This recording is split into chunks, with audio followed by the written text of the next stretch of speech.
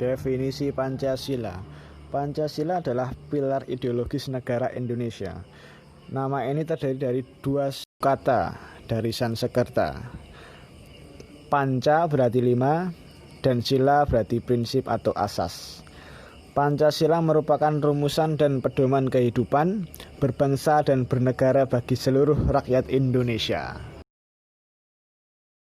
Nah, lahirnya Pancasila dilatar belakangi oleh kekalahan tentara Kekaisaran Jepang di akhir Perang Pasifik.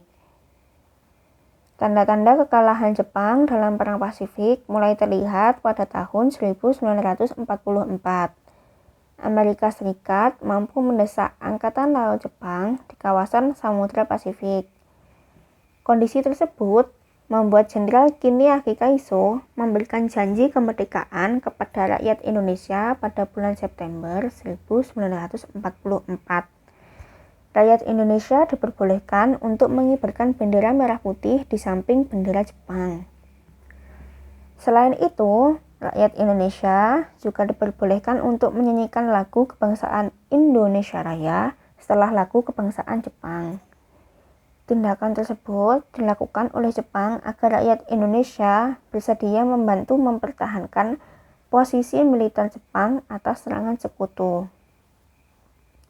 Dalam buku Perang Pasifik karya P.K. Ojong pada bulan Maret 1945, kekalahan Jepang dalam Perang Pasifik sudah di depan mata.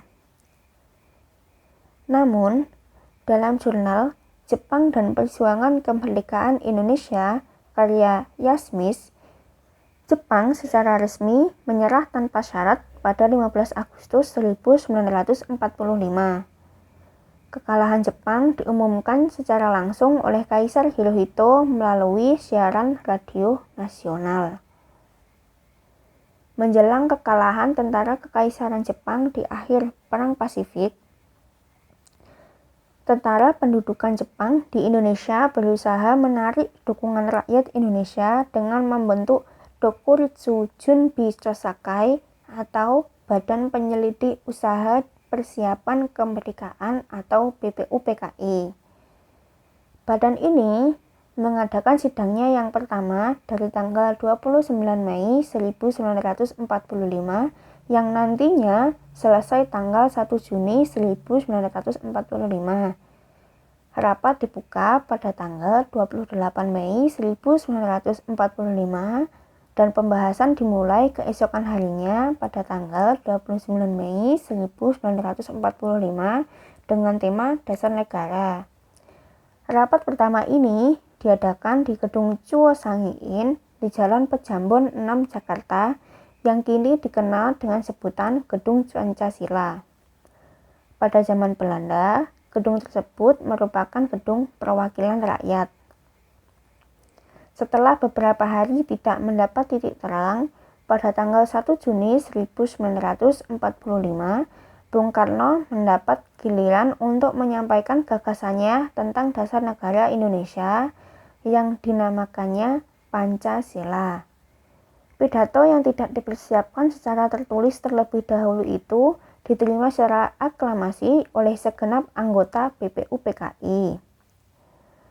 Selanjutnya, hasil usulan gagasan kemudian dikaji lebih mendalam oleh Panitia 9 yang terdiri dari Insinyur Soekarno, Muhammad Hatta, Mr. A.A. Maramis, Abi Kusno Cokrosuyoso, Abdul Kahar Muzakir, Agus Salim, Ahmad Suparjo, Wahid Hashim, dan Muhammad Yamin yang ditugaskan untuk merumuskan kembali Pancasila sebagai dasar negara berdasar pidato yang diucapkan Bung Karno pada tanggal 1 Juni 1945 dan menjadikan dokumen tersebut sebagai teks untuk proklamasi kemerdekaan Indonesia.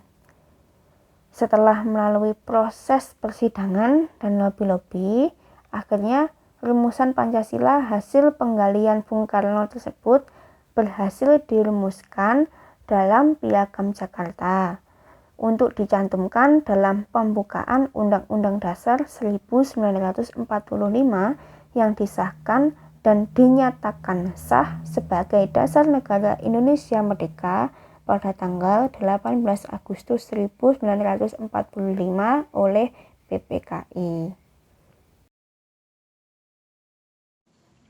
Nah, apa sih fungsi Pancasila dalam kehidupan bangsa Indonesia? Yang pertama, sebagai identitas bangsa Indonesia. Pancasila sebagai pribadi bangsa Indonesia memiliki fungsi, yaitu sebagai hal yang memberikan corak khas bangsa Indonesia dan menjadi pembeda yang membedakan bangsa kita dengan bangsa yang lain. Yang kedua, kepribadian bangsa. Merupakan bentuk peran dalam menunjukkan adanya kepribadian bangsa Indonesia yang dapat dibedakan dengan bangsa yang lain, yaitu sikap mental, tingkah laku, dan amal perbuatan bangsa Indonesia. Yang ketiga, pandangan hidup. Merupakan kristalisasi pengalaman hidup dalam sejarah bangsa Indonesia yang telah membentuk sikap, watak, perilaku, tata nilai norma, dan etika yang telah melahirkan pandangan hidup. Yang keempat, perjanjian luhur. Pancasila berfungsi dan disepakati melalui sidang panitia persiapan kemerdekaan Indonesia, di mana panitia tersebut adalah suatu badan yang mewakili suara rakyat, sehingga Pancasila merupakan hasil perjanjian bersama rakyat.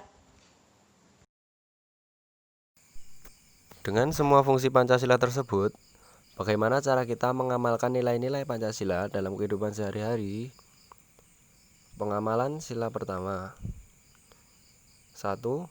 Dapat dilakukan dengan percaya dan takwa, serta menjalankan perintah agama sesuai ajaran agama yang dianut masing-masing.